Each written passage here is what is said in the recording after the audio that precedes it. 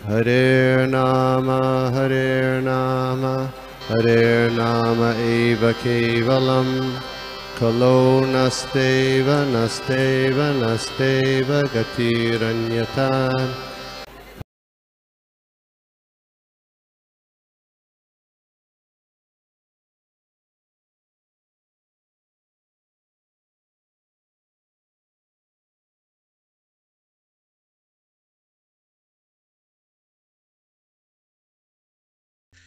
बोलिए ग्रंथराज श्रीमद् भागवत महापुराण की जय। नित्यम भागवत सेवया की जय। और नित्य प्रति भागवत श्रवण करने वालों की भी जय। क्या ओम नमो भगवते वासुदेवाय। ओम नमो भगवते वासुदेवाय। ओम नमो भगवते वासुदेवाय। ओम नमो भगवते वासुदेवाय। नारायणं नमस्कृत्यं नरं चैव नरोत्तमं देवीं सरस्वतीं व्यासं ततो जयमुदीरये। नष्टप्रायस्व भद्रेषु नित्यं भागवत सेवया भगवत्युत्तम श्लोके भक्तिः भवति नैष्ठिकी। तो पहले एक ही श्लोक दिया आपने। हाँ, आप लोग एक ही श्लोक पढ़ते हो डेली? हाँ, धीरे धीरे जा रहे हैं प्रभु जी हम। अच्छा, बहुत बढ़िया। मतलब भागवतम के रस को आप ही लोग चाट चाट के खा रहे हो हैं? धीरे धीरे। बहुत बढ़िया, बहुत बढ़िया। त्वयि संस्थिते गदया शीर्ण शीर्षः यस्म अद्भुत अच्युतया ये च तुभ्यं बलिं हरन्त्यशयो ये च देवा स्वयं सर्वे न भविष्यन्ति मूलाः। यही श्लोक है, करेक्ट है ना? यह श्लोक, यही श्लोक ना? त्वयि संस्थिते। तो इसको त्वयि संस्थिते गदया शीर्णे अस्तभुजच्युता ये च तुभ्यं बलिं हरन्ति ऋषयः ये च देवा स्वयं सर्वे न भविष्यन्ति अमूलाः। बोले कि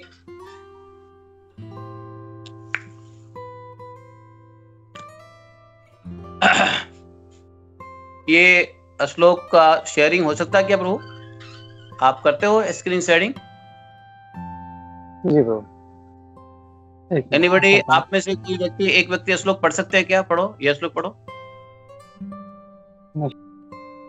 त्वयि संस्थिते गदया शीर्ण शीर्षणि अस्मद्भुजच्युतया ये च तुभ्यं बलिं हरन्ति ऋषयो ये च देवाः स्वयं सर्वे न भविष्यन्ति अमूलाः। तो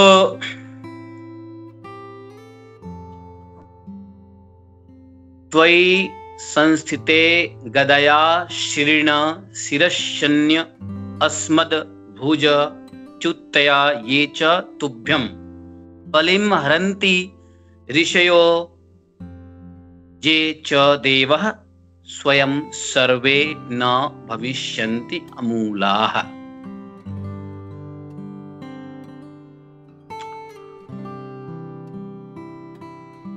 जब यहाँ पर ये जो श्लोक है हिरण्याक्ष और वराह भगवान के बीच में लड़ाई हो रहा है, उस समय का श्लोक है।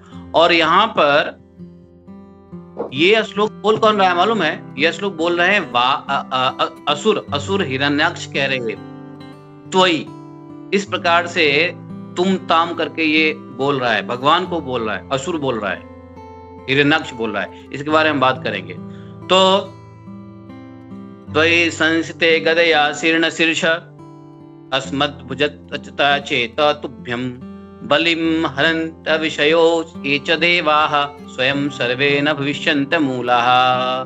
त्वयि, जब तुम संस्थिते मारे जाओगे, गदया गदा से, शीर्ण छिन्न भिन्न, शीर्षणी सिर, अस्मत् भुजा मेरे हाथों से, अच्युतया च्युतया न अच्युतया, च्युतया अर्थात छुटी हुई, जे जो च तथा तुभ्यम तुमको, शीलम भेंट, हरंती प्रदान करते हैं, ऋषयः ऋषिगण, जे जो च तथा, देवा देवता स्वयं अपने आप, सर्वे सभी, न नहीं भविष्यन्ति होंगे, मूलाः बिना जड़ के निराधार।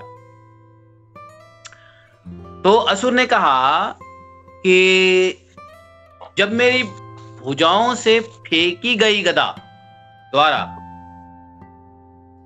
तुम्हारा सिर फट जाएगा, तब तुम मर जाओगे, तो वे देवता तथा ऋषि जो तुम्हें भक्तिवश नमस्कार करते तथा भेंट चढ़ाते हैं, स्वतः मृत हो जाएंगे, जिस प्रकार बिना जड़ के वृक्ष नष्ट हो जाते हैं। प्रभुपाद जी ने ऐसा ट्रांसलेशन हिंदी में नहीं किया है, प्रभुपाद जी ने ट्रांसलेशन इंग्लिश में किया है। हिंदी में प्रभुपाद जी के भक्तों के द्वारा किया गया है, लेकिन इस प्रकार के अनुवाद और तात्पर्य के लिए श्रील प्रभुपाद की जय। तो तात्पर्य देख लेते हैं, प्रभुपाद जी ने कुछ तात्पर्य इसमें दिए हैं, तो पहले तात्पर्य पढ़ लेते हैं। तात्पर्य को देखने के बाद गुरु प्रणाम मंत्र करेंगे और गुरु परंपरा से आशीर्वाद प्राप्त करके हम लोग थोड़ा इसके ऊपर अपना विचार प्रकट करेंगे, अपनी बुद्धि से जो भी समझ में आता है उसको प्रकाश डालने की कोशिश करेंगे। तो प्रभुपाद जी अपने तात्पर्य में लिखते हैं, तात्पर्य भाई श्रील प्रभुपाद की जय। जब देवता शास्त्रोक्त विधि से भगवान का अर्चन करते हैं तो असुर अत्यंत विचलित होते हैं।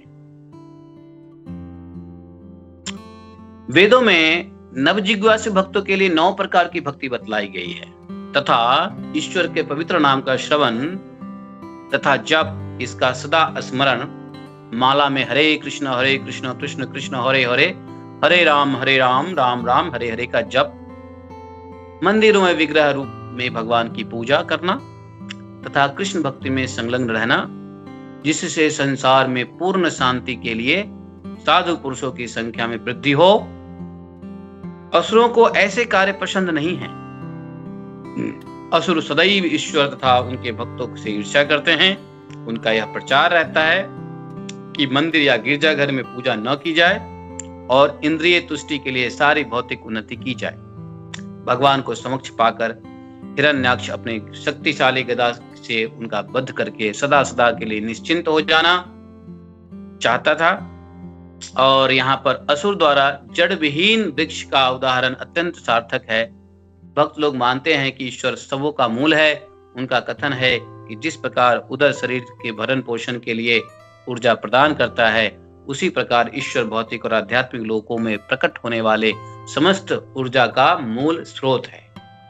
उसी प्रकार अतः जिस प्रकार उदर की को भोजन पूर्ति करने से शरीर के सभी अंग संतुष्ट होते हैं, उसी प्रकार समस्त सुख के स्रोत को तुष्ट करने का एकमात्र साधन, एकमात्र दिव्य साधन कृष्ण की भक्ति है। असुर इस स्रोत को उच्छेदित करना चाहते हैं, क्योंकि यदि मूल रूप भगवान को रुद्ध कर दिया जाए तो भगवान तथा भक्तों के सारे कार्यकलाप स्वतः रुक जाएंगे। लेकिन समाज की ऐसी स्थिति से असुरों को अत्यंत संतोष प्राप्त होता है। वे अपनी इंद्रिय तुष्टि के लिए सदैव ईश्वर विहीन समाज की कामना करते रहते हैं। श्रीधर स्वामी के अनुसार इस श्लोक का अर्थ यह है कि जब श्री भगवान असुर को गदा विहीन कर देंगे तो न केवल नव दीक्षित भक्त वरन ईश्वर की प्राचीन न्याय प्रिय भक्त भी अत्यधिक संतुष्ट होंगे। ये प्रभुपाद जी ने तात्पर्य में लिखा है। तो इस श्लोक और प्रभुपाद जी के तात्पर्य के ऊपर एक तो इस श्लोक को समझ लेंगे और उसके बाद प्रभुपाद जी ने इस श्लोक के ऊपर क्या कहने की कोशिश कर रहे हैं उसको भी समझने की कोशिश करेंगे। इसके लिए आइए प्रभुपाद जी से प्रार्थना करते हैं। ओम अज्ञानतिमिरान्धस्य ज्ञानांजन शलाकया चक्षुरुन्मीलितं येन तस्मै श्री गुरुवे नमः। श्री चैतन्य मनोभीष्टं स्थापितं येन भूतले स्वयं रूपं कदा मह्यं ददाति स्वपदान्तिकं। वन्देऽहं श्रीगुरो श्रीपत्कमलं श्रीगुरून् वैष्णवांश्च श्रीरूपं साग्रजातं सहगण रघुनाथान्वितं तं सजीवं साद्वैतं सावधूतं प्रजनसहितं श्रीकृष्ण चैतन्य देवं श्री राधा कृष्ण पादान सहगण ललिता श्री विशाखान्वितांश। हे कृष्ण करुणा सिंधु दीनबंधो जगतपते गोपेश गोपिका कांतम राधा कांतम नमोस्ते। तप्त कांचन गौरांगी राधे वृंदावनेश्वरी वृषभानुसुते देवी प्रणमामि हरिप्रिये।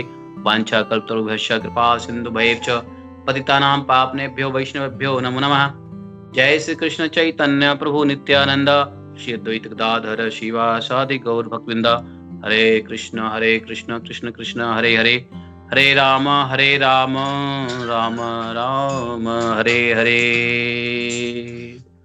बोलिए ग्रंथराज श्रीमद् भागवत महापुराण की जय। तो आज क्या है, षष्ठी है। कल पंचमी था नहीं, कल पंचमी था। कल भक्ति सिद्धांत सरस्वती ठाकुर महाराज का अपीयरेंस डे भी था, आप लोगों ने सेलिब्रेट किया होगा। आज षष्ठी तिथि है, फाल्गुन महीना षष्ठी तिथि, छठा, 6th डे। तो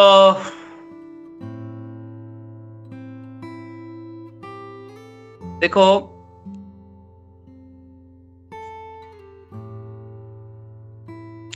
प्रभुपाद जी ने जब ये लिख रहे थे तो इसकी ट्रांसलेशन, 3rd कैंटो की ट्रांसलेशन प्रभुपाद जी ने भारत में नहीं किया है। तब प्रभुपाद जी अमेरिका पहुंच चुके थे और प्रभुपाद जी ने पहले 2 कैंटो ही भारत में ट्रांसलेशन किया था, जिसको प्रिंट करके वो ले गए थे। फर्स्ट 2 कैंटो, 3rd कैंटो के कुछ चैप्टर्स शायद हो गया था, लेकिन ये चैप्टर खासकर जब प्रभुपाद जी अमेरिका में थे जब ही कर रहे थे। आप कहोगे कि कैसे पता, जब प्रभुपाद जी ट्रांसलेट कर रहे थे क्या हम वहां मौजूद थे अमेरिका में हैं, या प्रभुपाद जी के साथ मौजूद थे? नहीं। एक तो ये सर्वविदित है कि प्रभुपाद जी 2 वॉल्यूम ही ट्रंक में ले गए थे, सबको पता है ना। जब गए थे जलदूत में 2 वॉल्यूम भागवतम ही प्रभुपाद जी ले गए थे, first 2 canto, that's it. Govind चरण भी कह रहा है कि यस, गोविंद चरण आपको पता है क्या, do you know this fact? Yes, हाँ। और एक और बात देखो, एक और मैं प्रमाण देता हूं कि मैं क्यों गेस कर रहा हूं कि ये कैंटो प्रभुपाद जी ने अमेरिका में लिखा है, क्योंकि प्रभुपाद जी की राइटिंग में देखो, प्रभुपाद जी अंग्रेजी में भी लिखते हैं। तो यहाँ पे प्रभुपाद जी लिखते हैं कि उनका यह प्रचार रहता है। देखो, अब मैं आपको बताता हूं कि प्रभुपाद जी अंग्रेजी में लिखते हैं कि डिमोन्स का एफर्ट्स ये रहता है कि टेम्पल और क्या उसको क्या बोलते हैं, चर्च बोलते हैं ना। तो उसमें टेम्पल और चर्च में डिमोन्स एफर्ट्स आर दैट कि टेम्पल और चर्च में there should be no worship, God worship. यहाँ पे ट्रांसलेटर ने लिख दिया है उनका यह प्रचार रहता है, प्रचार नहीं, यहाँ गलत ट्रांसलेशन है। उनका यह प्रयास रहता है, किनका? असुरों का। प्रभु जी हिंदी है क्या आपके पास? जहाँ अंग्रेजी में देखो प्रभुपाद जी क्या लिखा है, जा स्क्रीन शेयर कीजिएगा प्रभुपाद जी के परपट को। जी प्रभु, एक मिनट। हाँ देखो, परपट को शेयर कीजिएगा। मैं चूंकि प्रभुपाद जी के परपट को मैं बड़ा स्क्रूटनाइज तरीके से पढ़ा हूँ और पढ़ता रहता हूँ। अब तो मैं कम पढ़ता हूँ, पहले बहुत पढ़ता था। तो देखो यहाँ पे क्या लिखा हुआ है, ऑलवेज चैंट की। और आगे बढ़े, और ऊपर आइए, और ऊपर आइए, हाँ और ऊपर आइए, और ऊपर आइए, और ऊपर आइए। 1 मिनट देयर, एक मिनट। आप देखिए क्या लिखा हुआ है, there propaganda not to worship in temple और चर्च, लिखा हुआ है ना। ये देखिए, ये लाइन देखिए, there propaganda not to worship in the temple or church, but simply to make material advancement for satisfaction of the senses is always current. यहाँ क्या लिखा हुआ है? Their propaganda is not to worship in the temple or church. आप चलिए, okay, अब screen share आप बंद कर दो, no problem, time purpose is solved. यहाँ पर क्या होता है, उसका जो हिंदी ट्रांसलेशन है उसमें ऐसा होना चाहिए कि उनका यह प्रयास रहता है, किनका? डीमोन्स का प्रयास रहता है कि मंदिर और गिरजाघर में पूजा ना की जाए। लेकिन ये ऐसा लगता है कि एआई है ना, एआई आर्टिफिशियल इंटेलिजेंस ने जैसे ट्रांसलेट कर दिया हो, उसने लिख दिया कि यह प्रचार रहता है कि प्रभु जी यह प्रचार रहता है। इसीलिए मैं प्रभुपाद जी की कमेंट्री को always I like in English, I don't like Hindi translation. Prabhupada ji के ट्रांसलेशन को हिंदी में बिल्कुल सही नहीं किया गया है, थोड़ा सा भी आनंद नहीं आता है। इसलिए प्रभुपाद के स्टाइल में अगर समझना हो तो मस्ट रीड इंग्लिश। और जो हिंदी भाषी है उनके लिए मैं क्या कहूं, लेकिन अंग्रेजी में ही प्रभुपाद जी की ट्रांसलेशन को समझो, क्योंकि प्रभुपाद जी ने अपनी पूरी दिव्य शक्ति इंग्लिश ट्रांसलेशन में दे दिया है और हिंदी में बड़ा तोड़ मरोड़ करके प्रस्तुत किया गया। जो हिंदी, हो सकता है ये हिंदी बॉम्बे वालों को अच्छा लगे, लेकिन चूंकि हम लोग शुद्ध संस्कृत और हिंदी जानने वाले हैं तो इसलिए ये ट्रांसलेशन सब लगता है कि बेकार है। अब यहाँ पे देख लो, कह रहे हैं कि उनका यह प्रचार रहता है कि मंदिर या गिरजाघर, प्रचार नहीं भाई, उनका यह प्रयास रहता है कि मंदिर और गिरजाघर में, चूंकि भक्तों से ईर्ष्या करते हैं। अब देखो प्रभुपाद जी ने वहां चर्च लिखा, क्योंकि जब वो ट्रांसलेशन कर रहे थे तो अमेरिका में थे और अमेरिका में बहुत सारे चर्च वगैरह थे और प्रचार अमेरिका में किया जा रहा था। ट्रांसलेशन तात्पर्य देने का उद्देश्य क्या था? अमेरिकनों को भी समझाना। तो इसलिए प्रभुपाद जी ने टेम्पल एंड चर्च दोनों यूज कर लिया। यदि ये वृंदावन में लिखे होते तो प्रभुपाद जी कभी चर्च यूज नहीं करते। अब समझ गए? हैंस प्रूव्ड गोपी महाराज प्रभु करेक्ट है।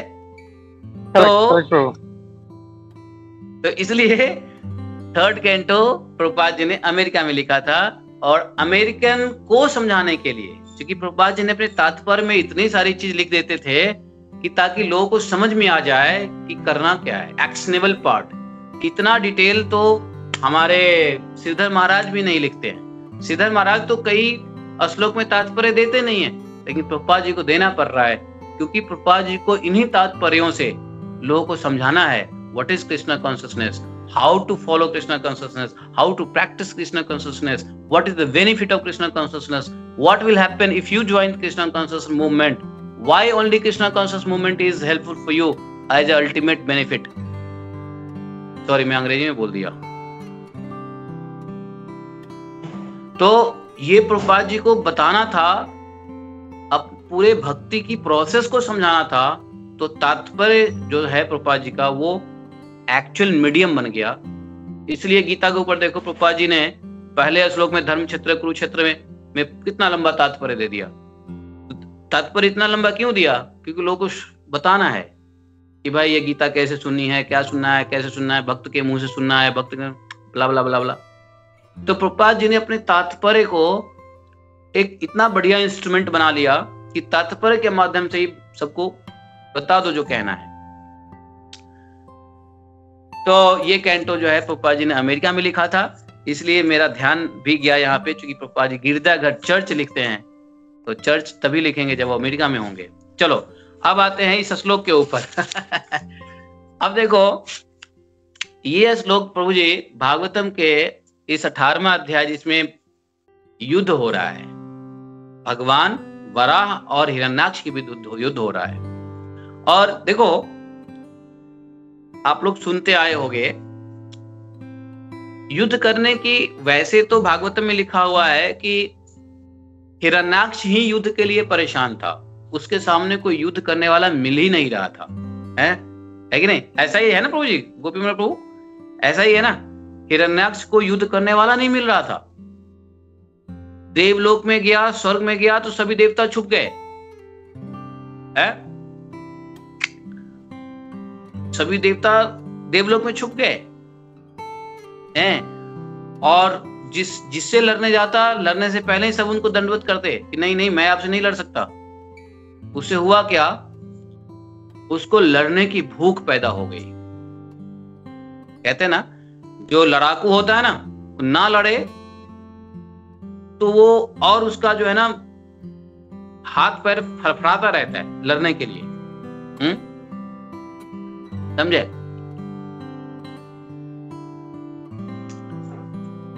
उसको हम लोग क्या कहते हैं मालूम है? सबसबाता रहता है। जो लड़ाकू होता है ना उसको लड़ने के लिए सबसबाता रहता है। जैसे बच्चे को दांत आता है ना, बच्चे को जब दांत आने से पहले आप उंगली दोगे तो बच्चा काटता है। क्यों काटता है मालूम है? उसका जो वो रहता है ना, क्या बोलते उसको, क्या बोलते उसको, अरे वो मसूरे को दबाता है ना, वो दबाता है। क्यों? काटने की कोशिश करेगा, क्योंकि उसको काटने की इच्छा होती है। उसको हम लोग कहते हैं सबसबाना, दांत का सबसबाना, मसूरे का सबसबाना। ठीक है? तो वो अच्छा, जैसे मान लो अब एक सैनिक है, अब सैनिक को ट्रेनिंग दे दो, ऐसा ट्रेनिंग दे दो लड़ने की, फाइटिंग करने की, गोली बारूद का ट्रेनिंग दे दो, तो वो उसको इच्छा क्या रहता है, अरे लड़ाई हो कि मैं लड़ूं, लड़ाई हो कि मैं इतने दुश्मन को मारूं। जानते हो, खासकर नए नए आर्मी में गए हुए लोगों को ऐसा रहता है, जोश खरोश रहता है। पुराने लोग का जोश खून ठंडा हो जाता है। ठीक है, देख लिया, कुछ नहीं होता है। कुछ नहीं होता है। लेकिन नए नए लोग ज्वाइन करते हैं ना, तो ट्रेनिंग के बाद लगता है कोई लड़ाई हो और खूब मारो। अब हिरण्याक्ष को क्या हुआ कि उसको खूब, उसकी बॉडी दर्द कर रहा था कि कोई तो लड़े, कोई तो हमें गदा दे और बदले में मैं भी गदा दूं। खूब लड़ने की इच्छा हो रही थी। ऐसा हम लोगों ने भागवतम में सुना है ना? वो पहुंच गया। अब जब कोई नहीं मिल रहा था तो वो और व्याकुल हो रहा था। जब हिरण्याक्ष से कोई नहीं लड़ने वाला मिल रहा था तो इतना व्याकुल हो रहा था हिरण्याक्ष कि भाई अब क्या करें। एक दिन वो समुद्र में जो है ना अपना गदा पटकने लगा। सारे समुद्र के जो वरुण देवता के जो वो हैं, दूत लोग हैं, समुद्र के जीव, समुद्र के देवता, समुद्र देवता के अनुचर, सब के सब जो है ना दुबक के भाग गए और समुद्र में ढूंढते ढूंढते ढूंढते वो वरुण लोक में पहुंच गया। वरुण देव जी से मिले, है ना? उससे पहले नारद जी उनसे मिल चुके थे। नारद जी ने बता दिया था कि समुद्र में ही आपको ये इच्छा की पूर्ति होगी। वो समुद्र में बैठे हुए हैं और समुद्र में ढूंढने के लिए आ गए और वरुण देव जी से टकरा गए। वरुण देव जी ने पहले से हाथ जोड़ लिया, महाराज हम आपसे क्या लड़ेंगे, हैं? हम आपसे नहीं लड़ सकते, आपसे लड़ने वाले उधर हैं, वो अब आप इधर चले जाओ, उत्तर की दिशा में चले जाओ, मिल जाएंगे वो आपसे लड़ने वाले। वो आपकी इच्छा ऐसी पूरी करेंगे ना, सदा के लिए शांत हो जाओगे, है ना? ऐसा उनको बता दिया। अब ये हिरण्याक्ष, वास्तव में कहने का तात्पर्य क्या है, सुनो। वास्तव में, हरे कृष्णा, राधे राधे। तो वास्तव में भागवत में तो ये दिखा गया है कि हिरण्याक्ष को युद्ध करने की इच्छा हो रही है, लेकिन एक्चुअली हिरण्याक्ष को युद्ध करने की इच्छा नहीं थी। बताओ किसकी इच्छा थी? गोविंद चरण, किसकी इच्छा थी? ये इच्छा भगवान की थी। क्योंकि भगवान की इच्छा थी, क्योंकि भगवान कीड़ा करना चाहते हैं। जानते हो, भगवान के पास 3 आयुध है। एक चक्र है, दूसरा क्या है, गदा है, तीसरा क्या है, भगवान के हाथ में कमल है, तो शंख, और एक चक्र है, शंख है, शंख। तो शंख, चक्र, गदा, पद्म, है ना, 4 है ना। तो ये चारों में पता है क्या है कि भगवान चारों हाथों से, अब हमारे पास 2 हाथ है, तो 2 हाथ से कुछ करना चाहते हैं ना, कुछ तो करूं, बैठे बैठे कैसे रह सकता है आदमी। ये हाथ क्या है, कुछ करना चाहता है। अब कुछ करना चाहता है तो अच्छा करेगा, बुरा करेगा, ये तो अपने अपने प्रारब्ध पे है। लेकिन हाथ मिला है तो कुछ करेगा, है? तो भगवान के भी 4 हाथ हैं, तो भगवान भी 4 हाथ से कुछ करना चाहते हैं। तो चक्र से भगवान क्या करना चाहते हैं? भक्तों की रक्षा। भगवान का चक्र रहता है हमेशा, सुदर्शन चक्र। हाँ, भक्तों की रक्षा करता है और भक्तों को विष्णु पथ प्रदर्शय, है ना, कहा गया ना, क्या बोलते हैं, सहस्त्र सूर्य सदृशम विष्णु पथ प्रदर्शय। तो 1000 सूर्यों से भी अधिक तेज रहता है भगवान के सुदर्शन चक्र में। वो भक्त की रक्षा करने के लिए और विष्णु पद प्रदर्शन करने, विष्णु पथ प्रदर्शन करने के लिए रहता है भगवान का सुदर्शन चक्र। दूसरे हाथ में भगवान पद्म लिए रहते हैं, पता है, पद्म से क्रीड़ा करते हैं। वो भगवान एक हाथ में जो रखते हैं ना कमल, कमल का फूल, उसको हिलाते रहते हैं, उससे क्रीड़ा करते हैं, उसे ये दिखाते हैं कि I am, you know, spiritually romantic. अब जैसे कोई व्यक्ति अगर गुलाब के फूल लेके चले हाथ में, आप क्या कहोगे? मजनू। कोई गुलाब के फूल लेके जा रहे हाथ में, तो आप क्या सोचोगे? मजनू है। अर्थात वो रोमांटिक है कि नहीं? गुलाब के फूल हाथ में लेके चलना ही रोमांस का प्रतीक है, नहीं? तो भगवान एक हाथ में गुलाब का फूल लिए घुमाते रहते हैं, समझे? क्यों? He is also romantic. भगवान भी रोमांटिक है, रोमांटिक सेरेमनी है कि नहीं भाई? रोमांटिक नहीं होते तो भक्तों के साथ कैसे रोमांस करेंगे भगवान? भगवान को रोमांस करने की इच्छा होती है। इसका एक सिंबल है पद्म, भगवान घुमाते रहते हैं। भागवतम में भी आया है कई बार। एक प्रसंग है जिसमें ध्रुव महाराज जब ध्रुव जी को दर्शन देते हैं, तो उसमें यह वर्णन आया है कि भगवान अपने हाथ में उसको घुमाते रहते हैं। और एक हाथ में क्या रहता है मालूम है? तो दो हाथ में क्या हो गया? चक्र हो गया, एक हाथ में पद्म हो गया भगवान के, और एक हाथ में क्या बताया? शंख। शंख क्या करता है मालूम है? शंख प्रवर्तक है। तो भगवान धर्म के प्रवर्तक हैं। तो भगवान क्या करते हैं? शंख से धर्म को प्रवर्तन करते रहते हैं। तो धर्म क्या है? वेद क्या है? धर्म है, सत्य है। तो वो सत्य है भगवान। तो भगवान क्या करते हैं? शंख, कौंच क्या होता है? कौंच बजाने का क्या मतलब हो गया? कि शुभारंभ। तो भगवान हमेशा धर्म का आरंभ करते रहते हैं। जब भी धर्म नष्ट होता है, भगवान धर्म का आरंभ करते रहते हैं शंख से। शंख बजा दिया, फूंक दिया, ओ, और शंख से आवाज कौन सी निकलती है बताओ?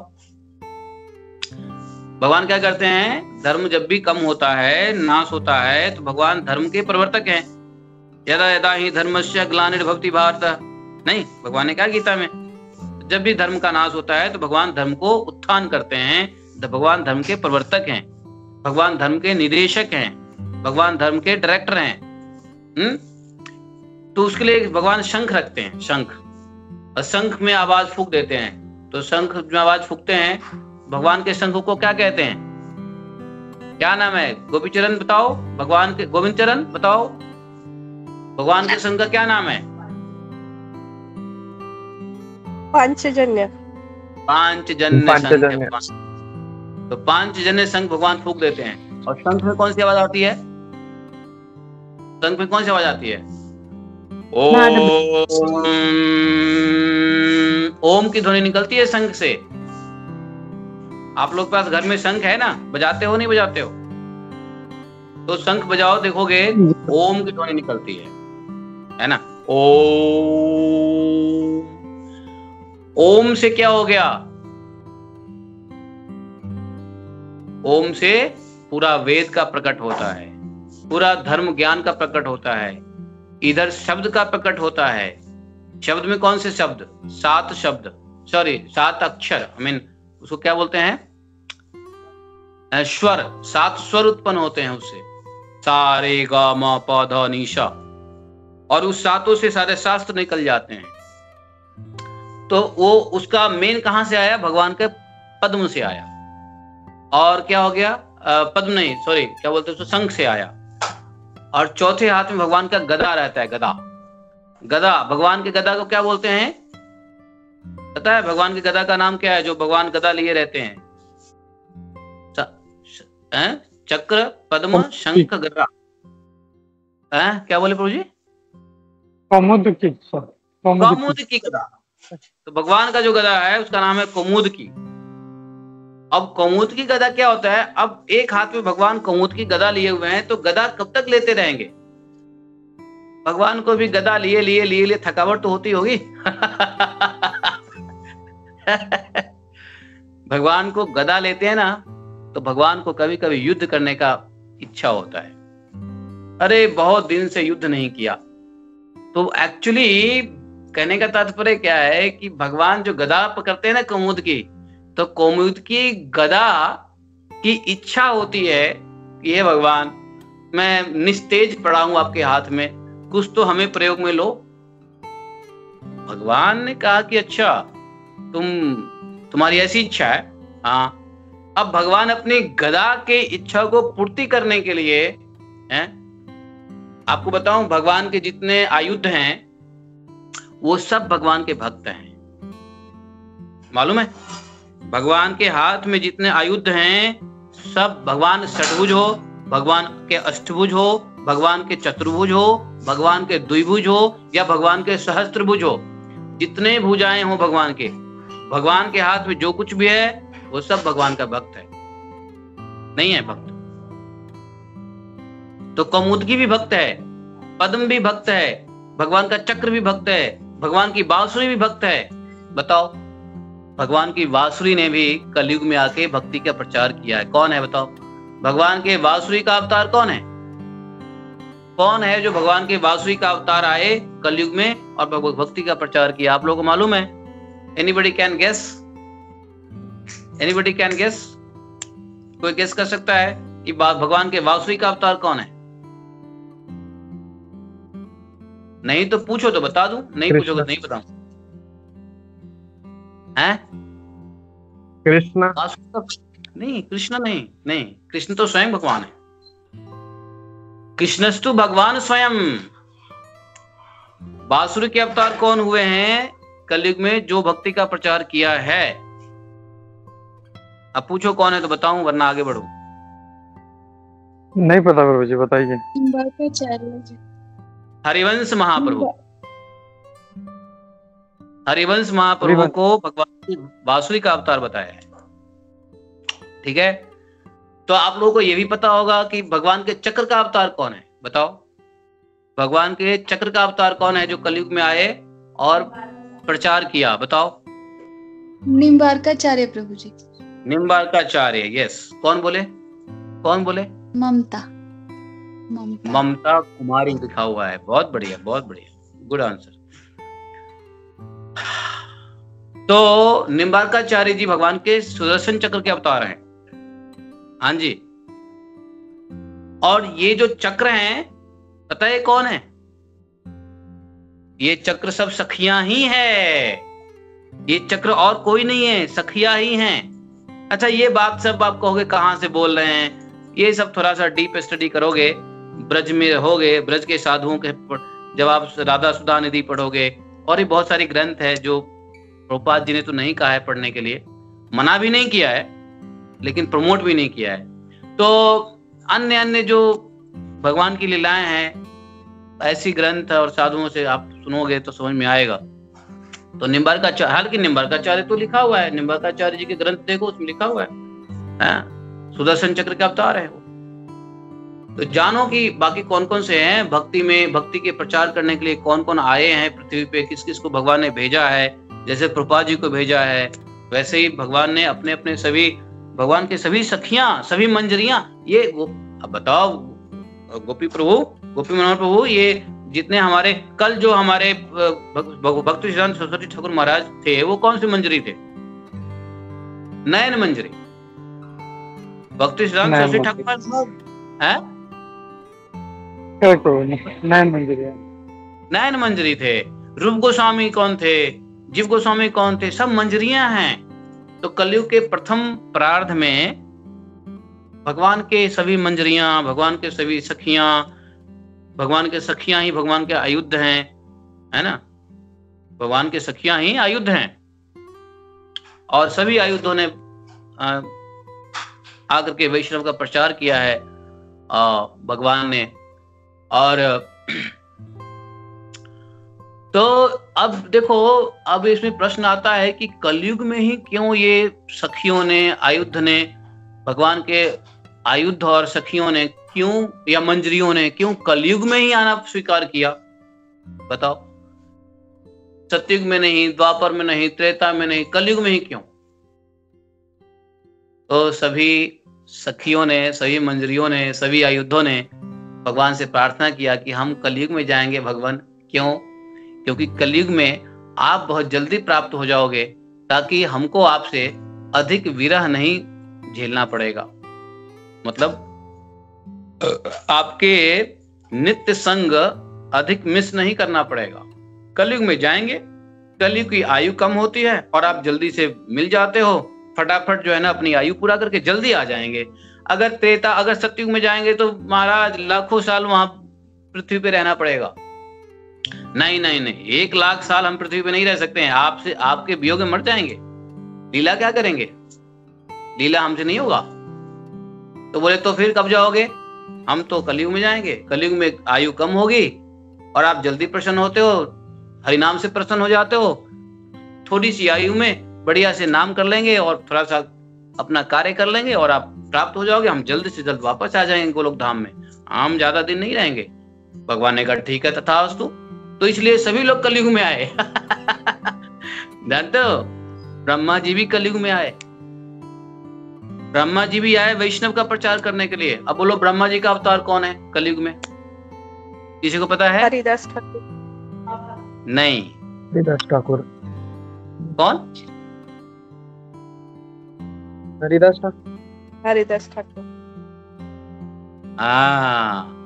हरदास ठाकुर नाम जापक हुए हैं, नामाचार्य के रूप में आए हैं, लेकिन एक बार और कलयुग में आए हैं। जो भगवान के प्रति अपराध किया था ब्रह्मा जी ने, उस अपराध को भगवान को प्रसन्न करने के लिए कलयुग में ब्रह्मा जी ने आए हैं। और एक बात बताऊं, हरदास ठाकुर ब्रह्मा जी के अंश हैं, ब्रह्मा नहीं है। ब्रह्मा जी का पूर्णांश रूप से ब्रह्मा जी ने कंप्लीट ब्रह्मा जी अवतार लिए हैं, वो अवतार अलग है। और जो हरिदास ठाकुर है ब्रह्मांश है, ब्रह्मा जी के अंश है। ब्रह्मा जी का पूर्ण इनकारनेशन नहीं है हरिदास ठाकुर। वो ब्रह्मा जी के अंश अवतार, अंश हैं, अंश फ्रैक्शन। बट पूर्ण अवतार ब्रह्मा जी का कौन है कलयुग में? वो भी हुए हैं जो भक्ति का प्रचार किया है, भगवान के प्रसन्नता के लिए कार्य किया। क्योंकि ब्रह्मा जी ने ब्रजवासियों को भगवान से अलग किया था ब्रह्म विमोहन लीला में। तो भगवान ब्रह्मा जी को माफ नहीं किए, ब्रह्मा जी से नाराज थे। ब्रह्मा जी ने ठीक है स्तुति की, ब्रह्मा जी को, भगवान ने ब्रह्मा जी को कह दिया ठीक है ब्रह्मा जी जाओ जाओ। और ब्रह्मा जी का घमंड तोड़ दिया, ब्रह्मा जी को दिखा दिया कि तुम ही एक ब्रह्मा नहीं हो, बहुत सारे ब्रह्मा हैं। लेकिन भगवान संतुष्ट नहीं हुए थे। भगवान फिर भी संतुष्ट नहीं हुए थे। भगवान को प्रसन्न करने के लिए ब्रह्मा जी पृथ्वी पे आए, बन करके एक अवतार लिया। उस अवतार का नाम पूछो तो बताऊं?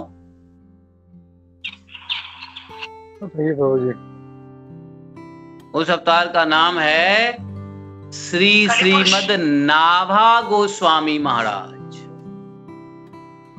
जो नाभा गोस्वामी महाराज है, क्या प्रभु? नहीं, उनका नाम नाभा गोस्वामी।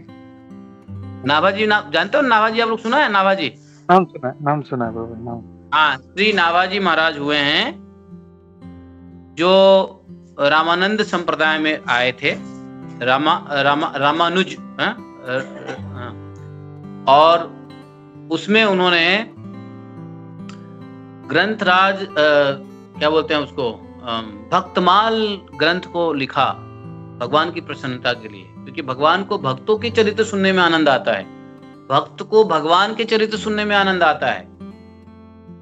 भक्त को भगवान की, जानते हो जब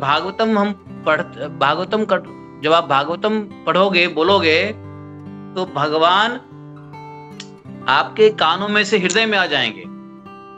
लेकिन भक्तमाल ग्रंथ पढ़ोगे तो भगवान आपके सामने आ जाएंगे सुनने के लिए। समझे? तो भक्तमाल के रचयिता हैं नाभा गोस्वामी। नाभा गोस्वामी महाराज ब्रह्मा जी के साक्षात अवतार हैं। और वो भक्तमाल जब ग्रंथ,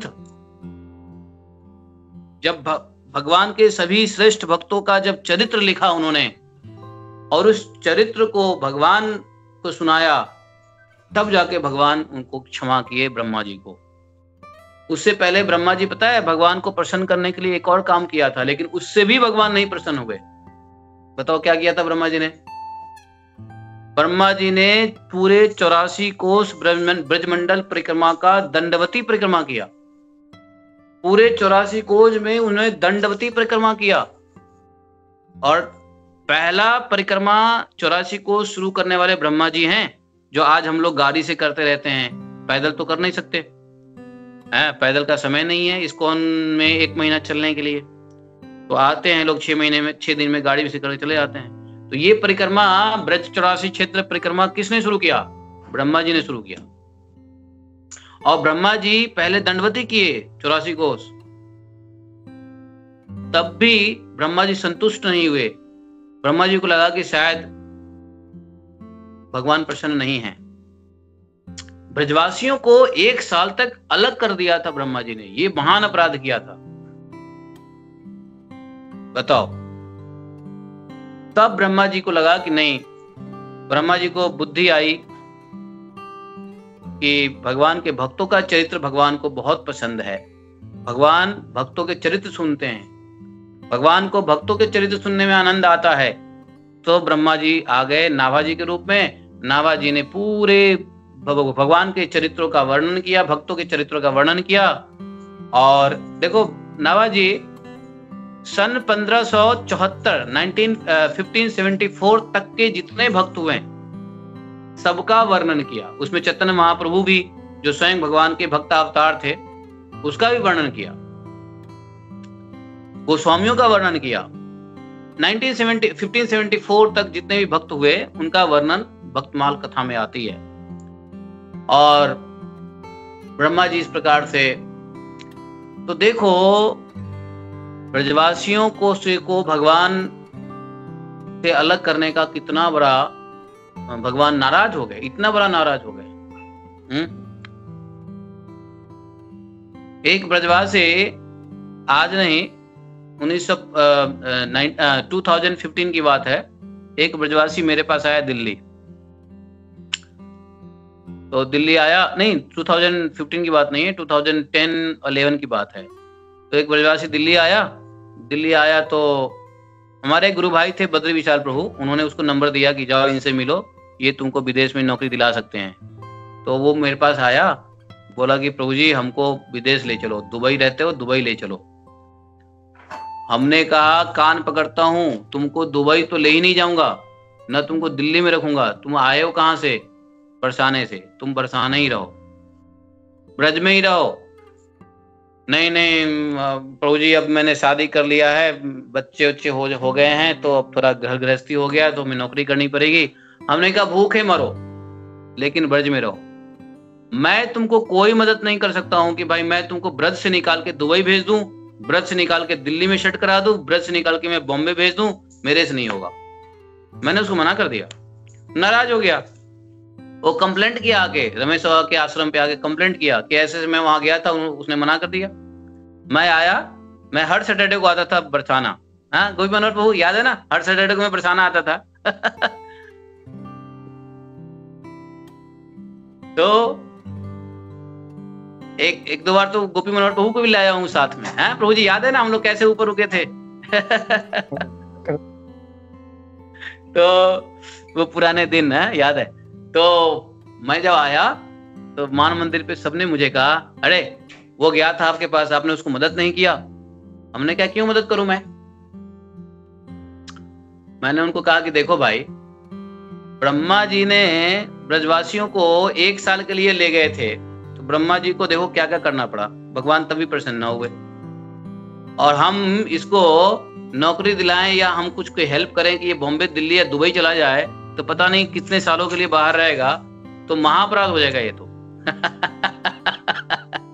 भैया मैं ऐसा काम नहीं करूंगा, एक भी ब्रजवासी को मैं मदद नहीं कर सकता हूं ब्रज से बाहर जाने की।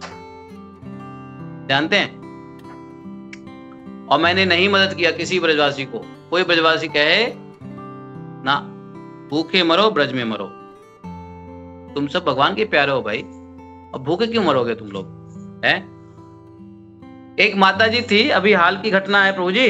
एक माता जी आई जर्मनी से वृंदावन। वृंदावन में क्या हुआ कि उनके सूटकेस में, जैसे होता है ना रूम में आप सूटकेस खोल के चले जाते हो, है ना, आते हो तो अपना कपड़ा रख के बंद करते हो। वो तो हमारी भी आदत होती थी, हम कपड़ा निकालते थे, सूटकेस ऐसे ही खुला रहता था, लॉक करके चले गए। कपड़ा ही तो है, ज्वेलरी थोड़ी ना है। तो क्या हुआ कि वो भी अपना जब आई तो कपड़ा पैक करके वो अपना फ्लाइट था, चली गई जर्मनी। जर्मनी में जाकर के देखा उसने कि उसके बैग में एक छिपकली थी। हैं? गोपीचरण सुन रहे हो? सॉरी, गोविंद चरण प्रभु सुन रहे हो? यस यस पूरा यस यस। मेरे सामने ब्लैक आउट है, पता ही चला कोई सुन रहा है नहीं सुन रहा है, कोई सोया है, बैठा है, खा रहा है। सुन रहे हैं प्रभु, सुन रहे हैं। ऐसा लग रहा है मैं श्याम पट से बात कर रहा हूँ। काला काला स्क्रीन आ रहा है एकदम, बिल्कुल श्याम पट। सब लोग ध्यान से सुन रहे हैं। खैर, I understand your privacy and I respect your privacy. तो क्या हुआ कि वो जर्मनी गई। जर्मनी जाकर के जब अपना बैग खोला तो उसने छिपकली को निकाला। छिपकली को देखी, देख करके क्या किया उसने, फटाफट उस छिपकली में को क्या किया, एक पॉलीथीन में पैक कर दिया। एक होता है ना वो एयर टाइट, पॉलीथीन में पैक करके उसमें हल्का सा होल कर दिया कि हवा जाती रहे। थोड़ा सा पंचिंग मशीन से होल कर दिया, हवा जाता रहे। उसमें थोड़ा उसने खाने पीने की वस्तु डाल दिया। जानते हो, उस छिपकली को वापस वृंदावन में लाने के लिए उसने टिकट कटाई और वापस बैक फ्लाइट से आई और छिपकली को वृंदावन छोड़ के गई। ये कथा आप लोगों को पता है? अभी की बात है ये, अभी की बात है, 2 साल पहले की बात है ये। कोरोना के बाद की बात है। जी प्रभु जी, आपसे सुना था ये।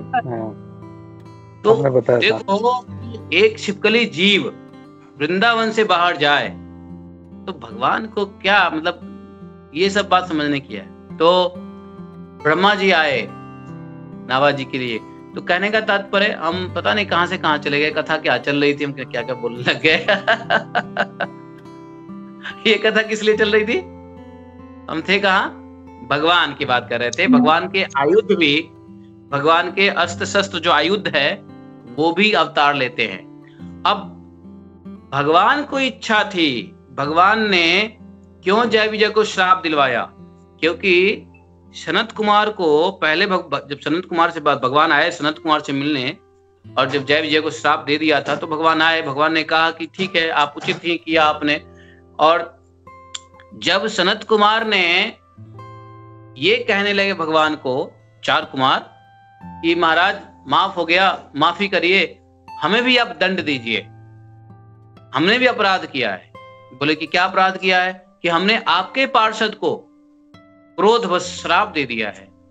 आपका पार्षद अर्थात इस पार्षद को मेरे श्राप की वजह से आपसे दूर होना पड़ेगा, और मैंने इसको अधम योनि में श्राप दे दिया है। बहुत रिग्रेट किए, बहुत परेशान हुए सनत कुमार जी, भगवान को बहुत प्रार्थना किया। स्तुति है, सनत कुमार जी बोलते हैं कि मुझे भी दंड दीजिए, मैं भी दंड के अधिकारी हूं, मैंने श्राप दिया है, आपके पार्षद को श्राप दिया है। आपका वो पार्षद जो पता नहीं महान योगी होता है, बहुत समय तक योग करके, आपके चरण कमल का पूजा करके, आपके चरण का स्मरण पूजा करके ये लोग आपकी संगति प्राप्त करते हैं, आपके पार्षद बनते हैं। और आपके ऐसे पार्षद को, क्योंकि भगवान और भगवान के भक्त में अंतर नहीं है, भगवान के भक्त ही पार्षद हैं वहां पे जय विजय। तो आपके भक्त को हमने दंड दिया है, मतलब आपके भक्त और आप में कोई अंतर नहीं है। एक तरीके से हमने आपको दंड दे दिया है। मुझे ग्लानि हो रही है, मैंने गलती कर दिया है, मुझे माफ कर दीजिए, मुझे भी कुछ सजा दे दीजिए ताकि मेरा भी।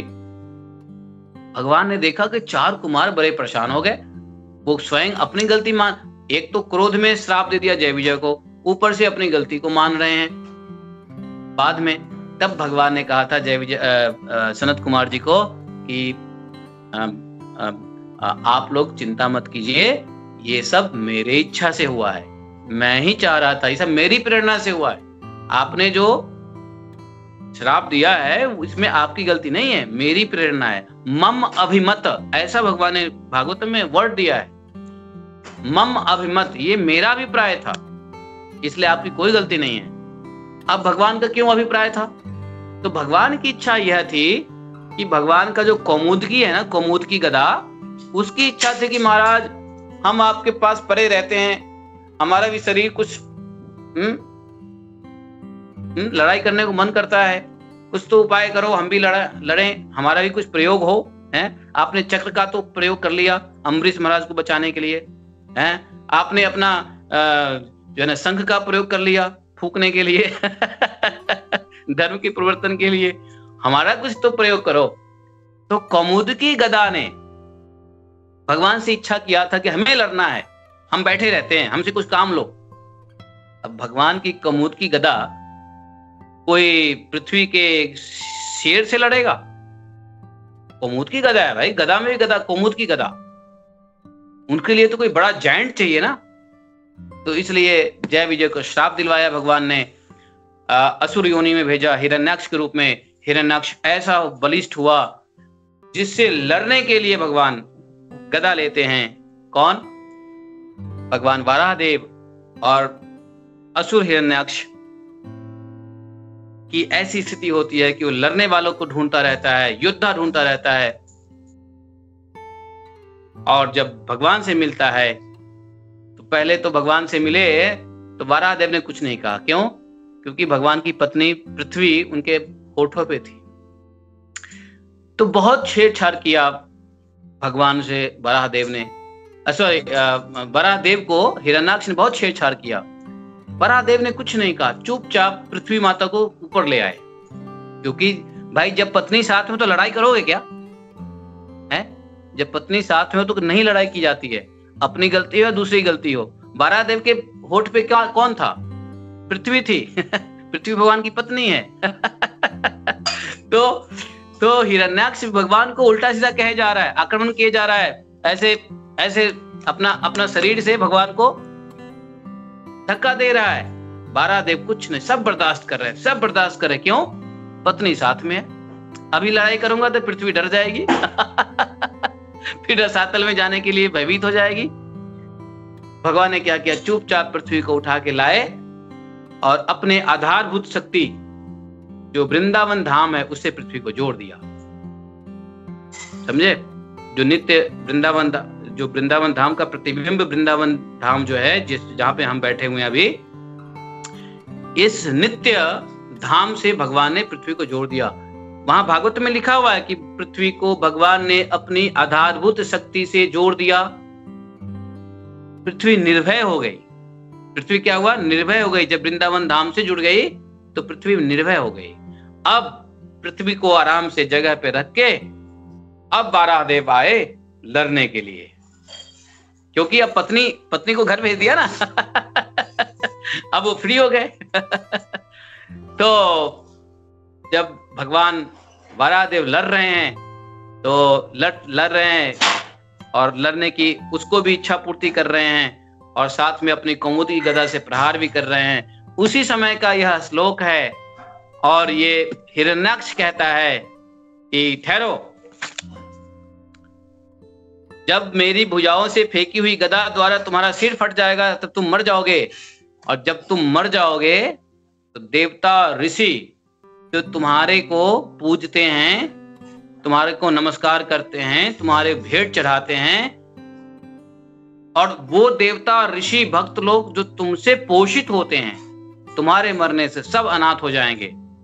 और ऐसे अनाथ होंगे जैसे बिना जड़ के वृक्ष, जैसे कोई वृक्ष को जड़ से काट दो तो क्या होता है? पूरे पत्ते, डाल, शाखाएं, तने, है ना, सब गिर जाते हैं जड़ को काट देने से। तो ये कहता है कि ठहरो, मैं जब तुम्हारे को प्रहार करूंगा तुम्हारे सर के ऊपर, हमारी अपनी गदा से तुम्हारा सर फट जाएगा, तुम मर जाओगे। मरने के बाद जितने भी ऋषि देवता और भक्त लोग हैं सब ऐसे ही मर जाएंगे। क्योंकि देवता लोग जानता है, दानव लोग जानता है कि ऋषि देवता और भगवान के भक्त, साधु, साधु ऋषि देवता, गाय, गाय क्या है? भगवान के भक्त हैं, पृथ्वी भगवान के भक्त हैं। तो भगवान के भक्त ऋषि और साधु देवता ये सब भगवान के द्वारा पोषित होते हैं। इसलिए सभी असुरों का शत्रु एक ही है, वो कौन है? विष्णु। कि विष्णु को खत्म करो तो ये सब अपने आप खत्म हो जाएंगे। इसलिए सबका शत्रु विष्णु है, क्योंकि विष्णु सबके पालनहार है, पोषक है ना? विष्णु क्या है? पालनहार है, पोषक है। तो इसलिए जो है सबको ये रहता है कि विष्णु को मारो, और विष्णु के पीछे पड़े रहते हैं लोग। ये हाल है। तो कहने का तात्पर्य यह है कि यह श्लोक जो है हिरण्याक्ष ने भगवान को लड़ाई करते समय कहा, जिसको हम लोगों ने सुना। तो प्रभुपाद जी ने यही कहा है कि तो ये जो लोग डीमंस हैं वो नहीं चाहते हैं कि मंदिरों में हरे कृष्णा का जप हो, भगवान की पूजा हो, भगवान का सेवा हो, है वो जो है नहीं चाहता है, क्योंकि इससे संसार शांत रहेगा। भगवान की पूजा से संसार शांत हो जाएगा, जीव शांत हो जाएगा। लेकिन शांत तो देखना नहीं चाहता ना दैत्य लोग। दैत्य तो हमेशा अशांत चाहता है। दैत्य तो चाहता है जीव चिखारे, जीव जो है जीव क्या हो, जीव परेशान हो जाए, चिखता रहे, चिल्लाता रहे, तड़पता रहे। क्योंकि चिखना, चिल्लाना, तड़पना, तड़पाना ये असुरों का आनंद है। असुरों को आनंद मिलता है जब जीव तड़पता है, समझे? तो असुर कभी नहीं देख सकता जीव शांत, जीव को आनंद असुर कभी नहीं देख सकता। तो वो चाहता है कि जब भगवान की भक्ति करेगा, मंदिर में पूजा करेगा, माला जप करेगा, तो जो है ये तो शांत हो जाएगा, ये चिखेगा चिल्लाएगा नहीं, आनंद करेगा, परमानंद में रहेगा। ये असुरों को पसंद नहीं है। इसलिए असुर भगवान की भक्ति से हमेशा जलते हैं, भक्तों से ईर्ष्या करते हैं। इसलिए असुर लोग क्या होता है, हमेशा साधुओं पे आक्रमण करते हैं, ऋषियों पे आक्रमण करते हैं, उनको हवन को नष्ट करते हैं, समझे? यज्ञ को नष्ट करते हैं, उनको मारते हैं, सताते हैं। तो ये असुरों का रहता है कि कैसे भी भगवान की भक्ति ना करो। जीव का कल्याण, असुर जीव का कल्याण नहीं चाहता। असुर जो होता है ना, अपना कल्याण चाहता है। अगर मैं अपना कल्याण सिर्फ चाहता हूं तो मैं भी असुर ही हूं। जो भी मनुष्य अपना कल्याण चाहता है वो असुर गुण है, और जो सबका कल्याण चाहता है वो दैवीय गुण है, भगवत गुण है। तो असुर चाहता है मैं समृद्ध हूं, मैं शक्तिशाली हूं, मैं ऐशो आराम करूं, लेकिन बाकी सब ना करे। तो इसलिए भगवान के भक्तों के पीछे पड़े रहते हैं असुर। प्रभुपाद जी ने यही लिखा है। तो मेरे ख्याल से समय हो गया है, 9:37 हो गया। मैंने 1 घंटा 7 मिनट आप लोग का ले लिया है। बोले ग्रंथराज श्रीमद् भागवतम की जय। मैं अपनी वाणी को यहीं रोकता हूं और आप लोगों से आशीर्वाद पूर्वक कुछ इंस्ट्रक्शन लेना चाहता हूं। जय जय श्री राधे। शिला प्रभुपाद की जय। वृंदावन धाम की जय। राधा कुल धाम कुलगिरी गोवर्धन की जय। बारह भगवान की जय।